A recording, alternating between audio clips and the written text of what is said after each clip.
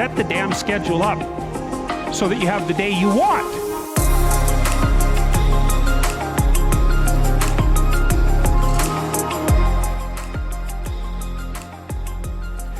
You need a family, you need friends. Like, you don't need to have all these things, but you better have most of them. Family, friends, career, educational goals, plans for, time outside of work, attention to your mental and physical health, etc. That's what life is about. And if you don't have any of those things, well, then all you've got left is misery and suffering. So that's a bad deal for you. So, number one, specify your damn goals. Because how are you going to hit something if you don't know what it is? That isn't going to happen. And often people won't specify their goals too because they don't like to specify conditions for failure. So if you keep yourself all vague and foggy, which is real easy because that's just a matter of not doing as well, then you don't know when you fail. And people might say, well, I really don't want to know when I fail because that's painful. So I'll keep myself blind about when I fail. That's fine, except you'll fail all the time then. You just won't know it until you've failed so badly that you're done.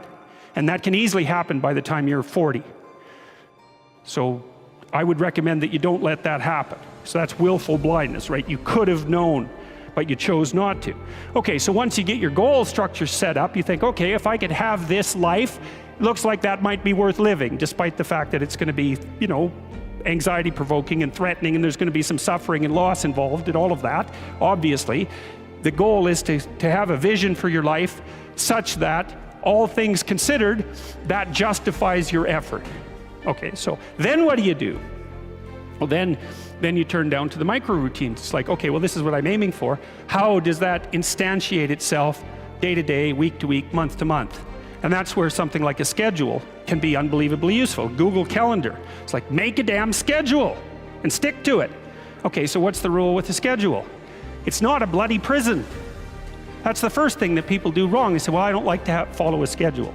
It's like, well, what kind of schedule are you setting up? Well, I have to do this, then I have to do this, then I have to do this, and then I just go play video games because who wants to do all these things that I have to do? It's like, wrong. Set the damn schedule up so that you have the day you want. That's the trick. It's like, okay, I've got tomorrow. If I was going to set it up so it was the best possible day I could have, practically speaking, what would it look like? Well, then you schedule that. And obviously there's a bit of responsibility that's going to go along with that, because if you have any sense, one of the things that you're going to insist upon is that at the end of the day, you're not in worse shape than you were than at the beginning of the day, right? Because that's a stupid day. If you have a bunch of those in a row, you just dig yourself a hole and then you bury yourself in it. It's like, sorry, that's just not a good strategy. It's a bad strategy. So maybe 20% of your day has to be responsibility and obligation, or maybe it's more than that, depending on how far behind you are. But even that, you can ask yourself, okay, well, I've got these responsibilities. I have to schedule the damn things in. What's the right ratio of responsibility to reward? And you can ask yourself that, just like you'd negotiate with someone who is working for you. So I want you to work tomorrow. And you might say, okay, well, what are you going to do for me that makes it likely that I'll work for you? Well, you could ask yourself that, So maybe you do an hour of responsibility and then you play a video game for 15 minutes. I don't know, whatever turns your crank, man. But, you have to negotiate with yourself and not tyrannize yourself. Like you're negotiating with someone that you care for, that you would like to be productive and have a good life. And that's how you make the schedule. It's like, and then you look at the day and you think, well, if I had that day, that'd be good. Great. And you're useless and horrible, so you'll probably only hit it with about 70% accuracy, but that beats the hell out of 0, right? And if you hit it even with 50% accuracy, another rule is, well, aim for 51% the next week, or 50.5% for God's sake, because you're going to hit that position where things start to loop back positively and spiral you upward.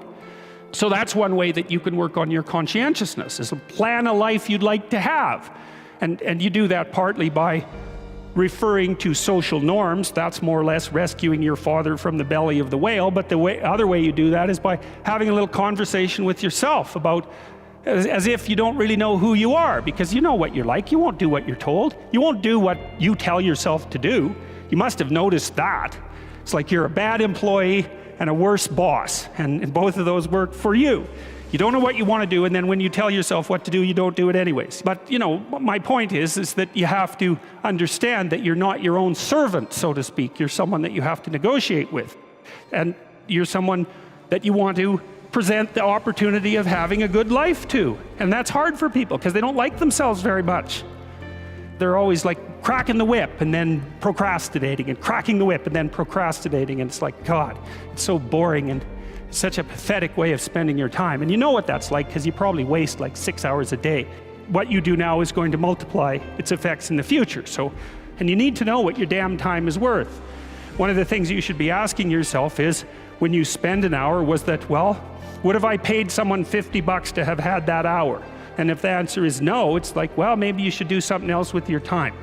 And it depends on whether or not you think that your time's worthwhile. But the funny thing about not assuming that is, if you assume your time isn't worthwhile, what happens is you don't just sit around sort of randomly in a state of responsibility-less bliss. What you do is you suffer existentially.